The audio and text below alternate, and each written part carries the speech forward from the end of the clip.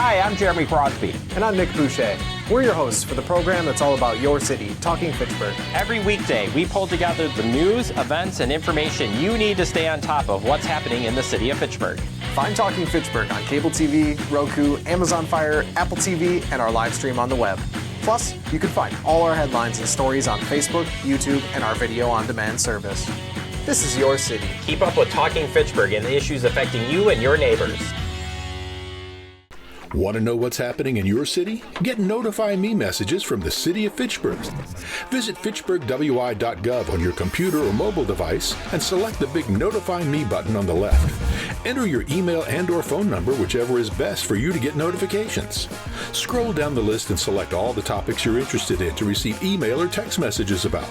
You'll be notified every time one of your topics is updated. Sign up for Notify Me, one more way to keep up with your Fitchburg government.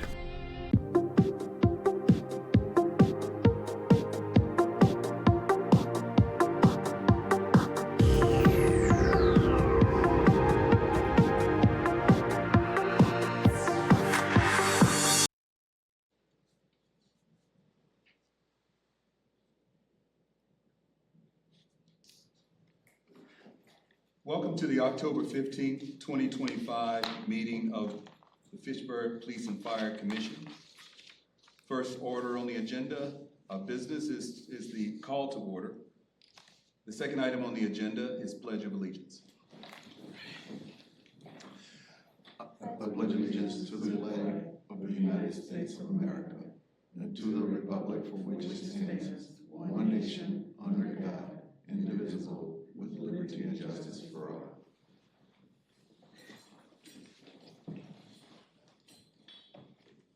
Okay, the next item on the agenda, item 3A, approval of the October 7th, 2025 Police and Fire Commission minutes. And approval. A second. It's been properly moved in second. All in favor, say aye. Aye. Aye. All opposed, say nay. Oh, I'm sorry, I forgot to ask if there was any discussion or questions about the minutes.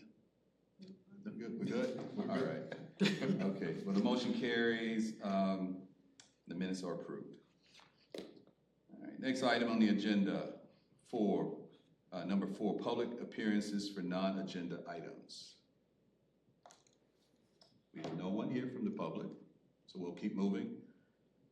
Item number 5A, the staff report from the fire department. Chief, you're up. Good evening, everybody. And I see the other report pulled up. So as far as calls for service, we did have a 2% increase for the, I'm sorry, what was that? Okay, so we did have a 2% increase for calls to service in the month of September. As you can see in the graph, for comparing to past years, it's fairly tight grouping, but we'll definitely probably, I would think, exceed by, I don't know, anywhere 2 to 4% in call volume for 2025 over 2024 is what I'm guesstimating. As far as staffing goes, our career firefighter received a contingent offer, and she accepted that, and she's just finishing up the background process right now. So hopefully we'll have some great news next week and bring that person on. We did process out the retirement of our paid on call division chief, Steve Wunsch, in September. Great guy, is going to be missed. Hopefully we can get him back involved in some way. We have an ongoing firefighter recruitment process. We pulled applications last week for both the paid on call battalion chief applications as well as the firefighter applications. And this Saturday, we'll be holding interviews for I think a total of 11 interview offers were extended. And I know last time I checked, we had 9 that were confirmed. And then we have 9 interviews for the battalion chief, the POX battalion chief position as well. So we'll continue to look for more firefighters to boost our numbers to hopefully potentially get our overtime numbers down, which is a great segue into what I want to talk about next. So overtime, although down from last year in the month of September at 449 compared to 632, overall for the year, we've already surpassed 2024 numbers and significantly surpassed my budgeted overtime amount, even when compared to my surplus or leftover remaining POX salaries right now. So lots of different reasons for that, some policy stuff, some staffing issues and promotional capability issues. But we're definitely working on a lot of strategy to address that in 2026. And some mandates happened in September 5 for a total of 64 hours. And I know we've already had a few for this month. So this is a very popular time of year, obviously with hunting season, to take PTO. So it is one of our more challenging months if you look back in the previous years. So hopefully we can be efficient and make a dent in some of that overtime budget. That's what I have. Any questions?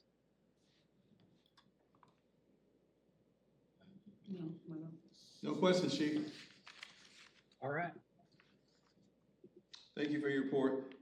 Next item on the agenda is number 6, staffing report from the police department. Good afternoon, everybody. We'll get started with this more staffing. We're currently down 4 vacancies. One is in the lieutenant position and one is in the sergeant position. Those 2 were created during our reorganization process. We'll be talking a little bit about that in closed session. That will increase our police officer vacancy, which is currently at 2 to 4.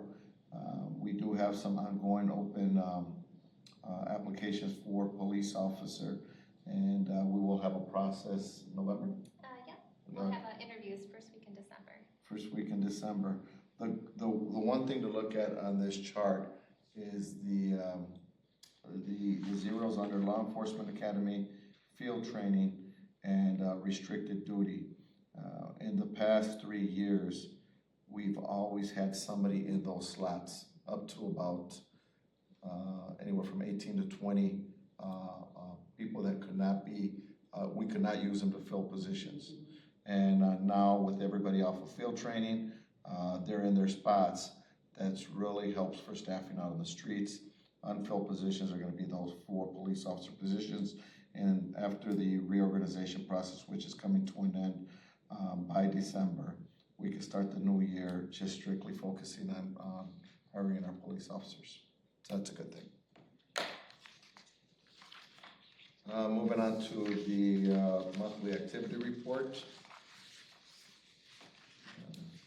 As you can see, we had our department handled over 1,000 citizen-generated calls for service. Officer-initiated were over 1,000, over 1,100. Compared to last month, it decreased by 90. And officer calls decreased by 5. Compared to last September, citizen-generated calls decreased by over 170. And officer-initiated calls decreased by 162. We had 1 burglary, 4 vehicles reported. What I like to see on this page is the gun-related offenses. There were no reports of shootings or shots fired. Knock on wood, we're doing really good there. We are recovering firearms in our investigation. We do very thorough investigations on anything that's gun-related, and I think that's a huge plus in the other pages that you will see as a result to gun activity. Are there any questions on this page before I go to the charts? I have a question with regards to the domestic violence. It's just been an uptick, or like 15 for the month. Was that pretty? Actually, when I'll talk about domestic violence in the last chart, because it's a decrease. These incidents are the significant events for the month, and most often you're going to see the domestic violence incident. We do categorize them, and we do look at the severity of those. We do have a domestic violence unit within the department, and we follow up on the serious cases. Amongst those categories, one category I can talk off the top of my head is if it leads to suffocation, that lethality assessment gets higher, which means we get more involved. There's more follow-up that's done by our team, whether we utilize our law enforcement capabilities or outside special interest groups such as domestic violence advocacy groups, and we have several on the list, or another method to address them, our own social worker that we have on our department. Keeping the tabs on that, if you want to fast forward to the last page, you can see that our domestic cases have been dropping. Currently, we're down 30%, 31+ percentage points. And that's the third from the bottom of the chart. Our domestic violence team has been doing a lot of good work. Some of that is keeping an eye and focusing on the repeat offenders. I also want to talk about the line above that, shots fired cases. We're down 50%. This is the second year that we're down. There's one thing, I just had my meeting with the mayor, so I can say this. She does not like it when we say that Fitchburg per capita has a high crime rate. And it makes Fitchburg look like it's violent, that there's a lot going on. Obviously, coming from Milwaukee, there's not much going on in Fitchburg. But per thousand, the level of gun activity and these domestics that are occurring drive those numbers. And when you drive those numbers per thousand, we're up there in the top 5 with we're seeing Milwaukee and other cities within the state. This is the numbers that are going to bring it back to what a city of 35,000, 40,000, 30,000 population should look like. And that's why I like to focus on that. That's why we created a DV team. They've been doing excellent. And why we work with the ATF on the gun cases. There's so many stories I can tell you on gun-related cases that we act on, and we do follow up, and that message is out there. We don't want people screwing around with guns in our city. The other thing that I want to try to do is our traffic monitoring and traffic stops, as you can see, have been up. This is year number 2 that our numbers are increasing. You can look at that in a negative manner, saying you're just stopping everybody. We're not stopping everybody.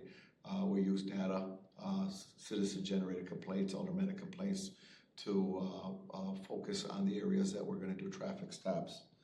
However, I don't see our number of traffic crashes going down. And if you look at our number of traffic crashes, there's not much of a difference with 2 years of data that shows that we've been very active. What I'd like to try is bring in another data point, and that's where our crashes are occurring. Now, the crashes occur all over the city, but if we can look at an area where there are more, we're going to try and focus or come up with a plan, which our captains are working on addressing the area of our crashes. That's going to upset our alders. It's going to upset our citizens, because they're going to say, what are you doing over there versus our neighborhood? Because we don't have the staff to do them all. But if I can see those crashes go down, then I know that it's making an impact on where we're doing our traffic.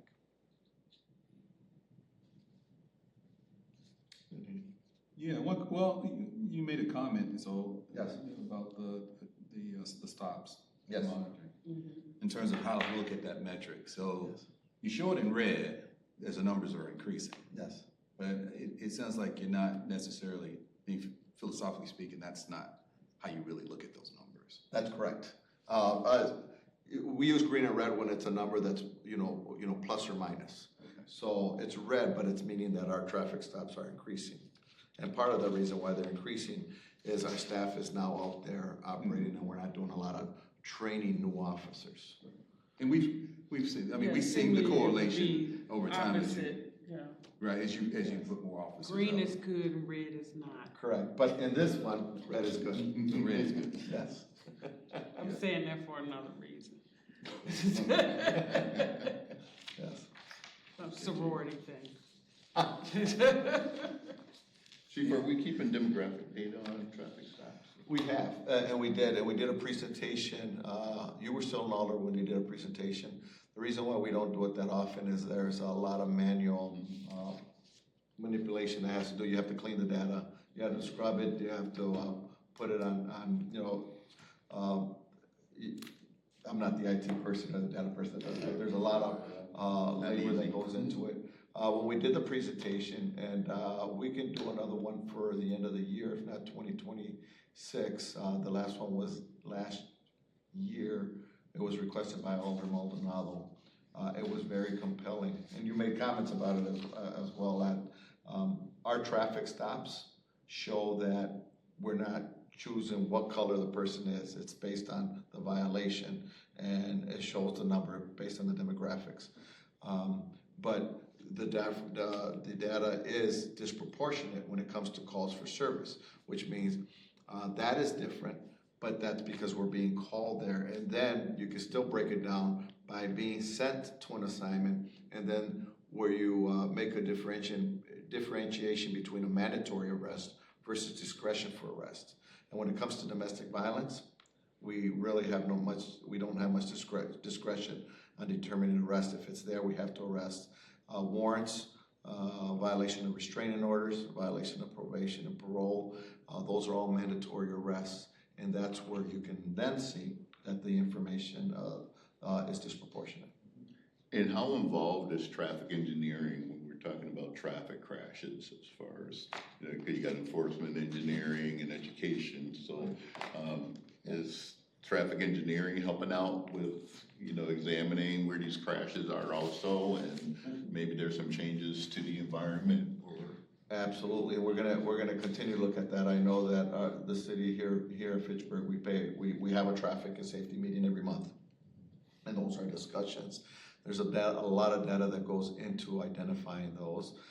There's some alders that would prefer a speed bump in every corner. That not necessarily is the right choice, but there is a piece that, and when we're talking about, and you brought it up, education.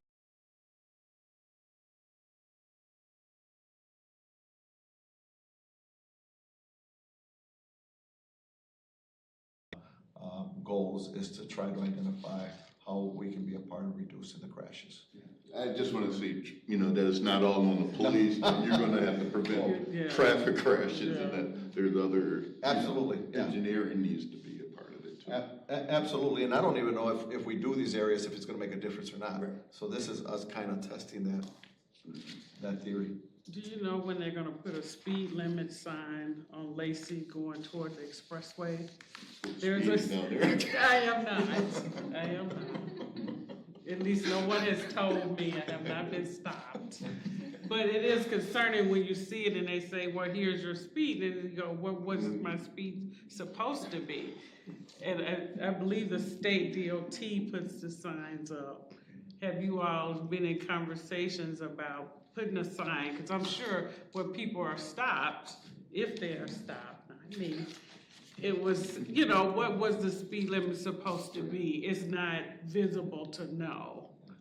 I don't have a date when that's going to go up. I know that's part of our traffic, our monthly traffic safety meeting. But I will tell you that was an area that we hit pretty hard. Do you guys remember, was it in August? When school started. School started, yeah, late August to September. Because your mind is on, you getting ready to go on the expressway. Going in there and beat the people that's coming this way, so you turn that way. So, yeah, so far, so good. I asked, so I knew now I had to slow down before anybody told me. Any other questions, Chief? Or comments? All right, we'll keep moving. The next item on the agenda is 6B, closed session. I will take us into closed session. Pursuant to section 19.85, subsection 1, subsection C, Wisconsin statute, the commission will move into closed session for the purpose of considering employment, promotion, compensation, or performance evaluation of any public employee over which the governmental body has jurisdiction or exercises responsibility. More specifically, to make a conditional offer of employment for the position of detective sergeant and shift lieutenant. Request to establish an eligibility list for the position of shift lieutenant. Request to start a sergeant recruitment process and to remove the probationary status of one police officer. Is there a motion? I move we go into closed session. Second. Any discussion? All in favor of going into closed session, say aye. Aye. Aye. We're in closed session.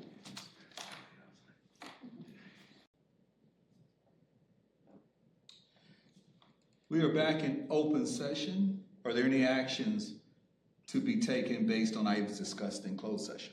Yes, I'm gonna make a motion that Logan Brown be moved to the position of shift lieutenant and that the chief establish an eligibility list for the position of shift lieutenant through the year 2026. Second. This is probably moved in second. Any discussion? No. All in favor, say aye. Aye. All opposed, nay? The ayes have it, motion carries. I also want to make a motion that Ariana Ridgely be moved to the position of detective sergeant. Second. Is there any discussion? All in favor, say aye. Aye. All opposed, nay? I'm an aye too. I made the motion, so. All right. So the ayes have it, the motion carries. Congratulations. Any other actions? I want to make a motion that Officer Matthew Spry be moved from probationary status to police officer. Second. Any discussion? All in favor, say aye. Aye. Aye. All opposed, say nay. All right, ayes have it, the motion carries. Congratulations. Congratulations. Also want to make a motion that the chief start a recruitment process for the position of sergeant. Second. Any discussion? All in favor? Aye. Say Aye. Opposed, nay? All right, the motion carries. I think that's all I have. Any other actions? That's it? All right. All right, hearing no other actions, we'll move to the next item on the agenda. Item 7, announcements. Just one announcement, we started activity for the new police facility across the street. The machines are over, the fencing's up, and more to follow. Outstanding. Good to hear. Any other announcements? Hearing none, the next item on the agenda, or the last item on the agenda, item 8, adjournment. I'll take a motion. I move we adjourn. Second. So probably moved in second. Any discussion? No. All in favor? Aye. Aye. Aye. We are adjourned.